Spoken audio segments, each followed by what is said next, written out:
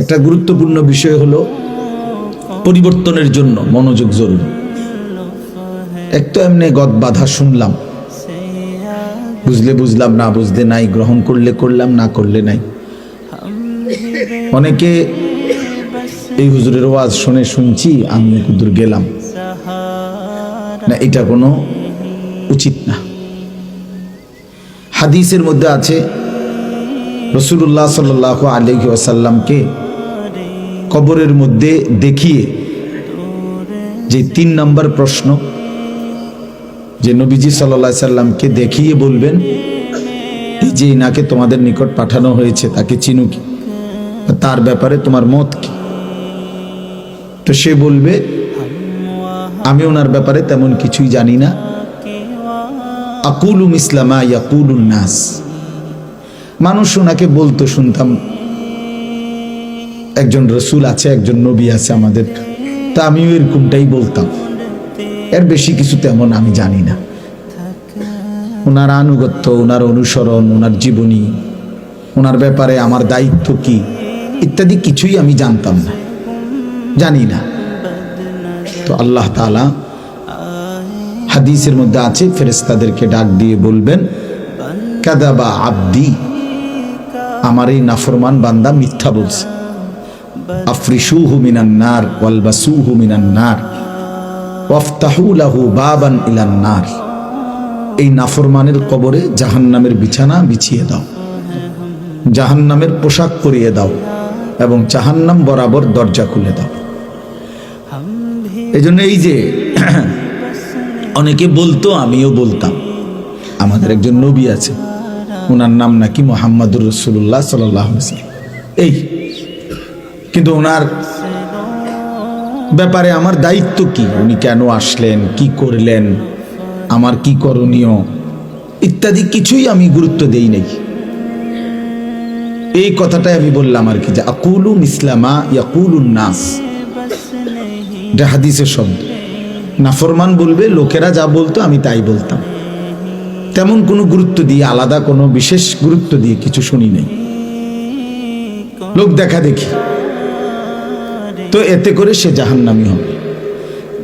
এজন্য প্লিজ আমার বাপ, আমার ভাই, ইসলাম একটা খামখেয়ালির কোনো বিষয় না। মন চাইলে একটু শুনলাম, আর একটু বুট খাইলাম, কিছুটা বাদাম খাইলাম, কিছুটা ওয়াজ শুনলাম, কিছুটা বয়ানের সময়, যেমন জুমার দিন অনেক মানুষ দেখবেন বয়ানের সময় এরকম জুড়ায়, ঠিক না? দেখবেন এই মানে কিছু জুড়ায়, কিছু শোনে, পরে জিজ্ঞাসা করলে দেখবেন কিছুই জানে না, কিছুই বোঝে নাই। তো এই জন্য ভাই এটা বহুত একটা জরুরি বিষয় যে দিন সম্পর্কে জানা চাই, ইসলাম সম্পর্কে পুরা বোঝা উচিত, জানা উচিত, মনোযোগ থাকা উচিত। আন্তরিকতা থাকলে আল্লাহর দয়ায় মানুষের জিন্দেগি পরিবর্তন হয়। এই জন্য আমি অনুরোধ করতেছি এই অল্প সময় আমরা মনোযোগ দেব ইনশাআল্লাহ। আর এই মনোযোগের অংশ হিসাবে যাদের হাতে মোবাইল, এই মোবাইলগুলো নামায় ফেলেন। ছেলেরা তোমরা নামায় ফেলো, আমি অনুরোধ করলাম। মোবাইল দিয়ে রেকর্ড করো না, হাতে ধইরা এমনি শুনো। মোবাইলে হাজার হাজার ওয়াজ আছে, আমাদের ওয়াজও আছে, আরো অসংখ্য বক্তার আলহামদুলিল্লাহ ওয়াজ আছে, অভাব নেই। সেটা তুমি আবার নতুন করে রেকর্ড করতে হবে। এই জন্য তুমি নিজের জন্য শোনো। এটা তো আরেকজনকে দেখাইলা হইলে যে আমি ওয়াজটা হুজুরে উঠাইছি, দরকার নেই।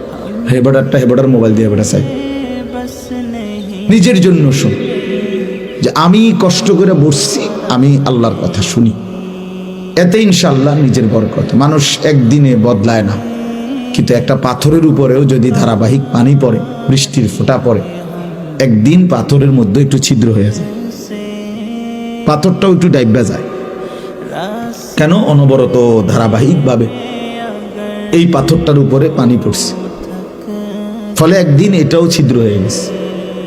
এজন্য কোনো মানুষ যদি আন্তরিকতার সাথে নিয়মিত আল্লাহর কথা শুনে, যে কোনো এক মুহূর্তে আল্লাহ তাআলা তার জিন্দেগি বদলায় দেয়, সে পাল্টে যায়।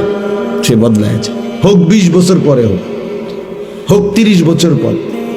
আল্লাহ বলছে, বান্দা আমি 90 বছর পরেও যদি তুমি তওবা করো আমি তোমারে মাফ করতে রাজি, কিন্তু শর্ত হলো তওবা করতে হবে। তওবা করতে হবে মানে 3 জিনিস একত্র হলে তওবা বলে। ওই হুদাকে এমনি মুখে তোবা তোবা তোবা তোবা আস্তাগফিরুল্লাহ এইসব, এইটারে তওবা বলে না।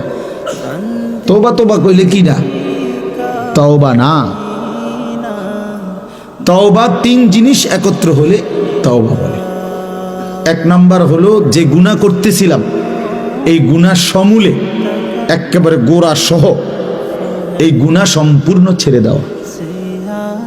2 নাম্বার আর করবে না এই কথার উপরে দৃঢ় মজবুত ওয়াদা দেওয়া।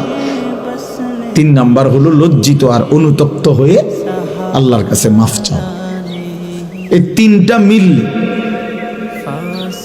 তওবা বল। ভাই কথা বলো না, তোমরা এমনি জায়গা নাও, কথা বলো কেন? আস্তে আস্তে বসো যারা সুযোগ হয়।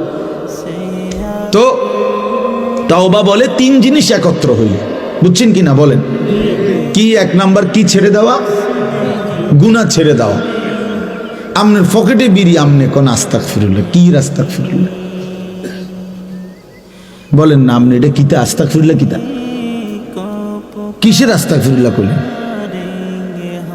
আপনি এখন নিজে জানেন নামাজের আগেও ওজনে কম দিয়ে গেছেন, নামাজ পড়েও যে কাস্টমারটা আপনি দোয়ানে আসবে এ বেড়ারে আপনি এখন গিয়ে এই কাঁচা মিথ্যা কথা ওজনে কম দেয়, বেটারে মিশা কথা বলে। এবার মসজিদে বইয়া আস্তাগফিরুল্লাহ রব্বি, কি আস্তাগফিরুল্লাহ রব্বি?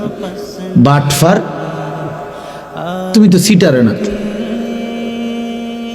এটা বাটপারি না? কথা বলেন না কেন? এটা আল্লাহর সাথে মস্কারি করেন? আল্লাহর সাথে কি মস্কারি করেন? হ্যাঁ, এই জন্য বাপ এটা খুব গুরুত্বপূর্ণ, মনে রাখি। তওবা 3 জিনিস একত্র করলে হয়।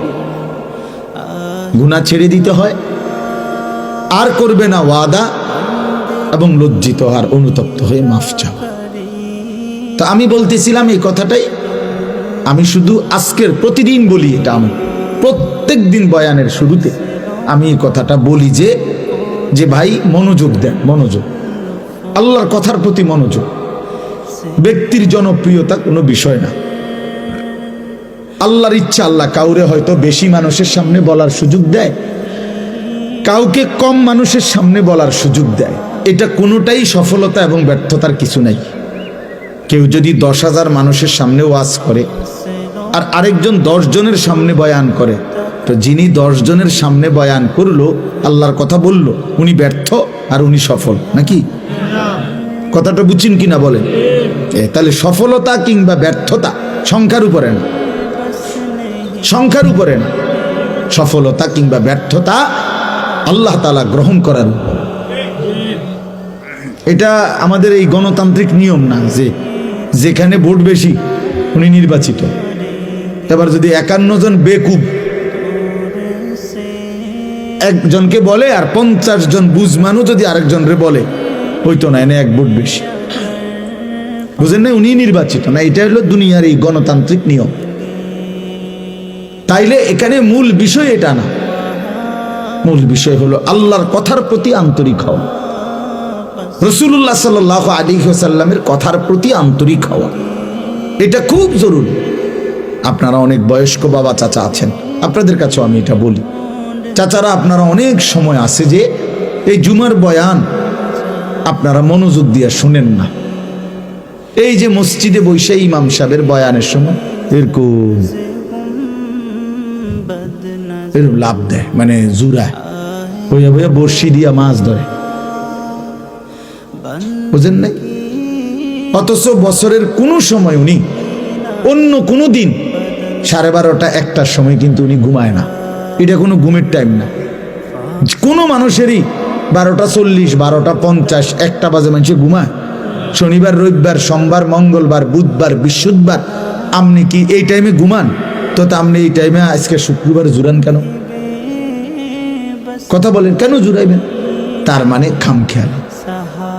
যার কলিজার ভিতরে আখিরাত নাই, যে সাফ কথা মনে রাখবে, এটা বুজুর্গদের কথা, যার দিলের মধ্যে আখিরাতের ফিকির নাই, কবরের ফিকির নাই, পরকালের মানসিকতা নাই, আল্লাহর কথা শুনলে সে গাফলতি করে, খামখেয়ালি করে।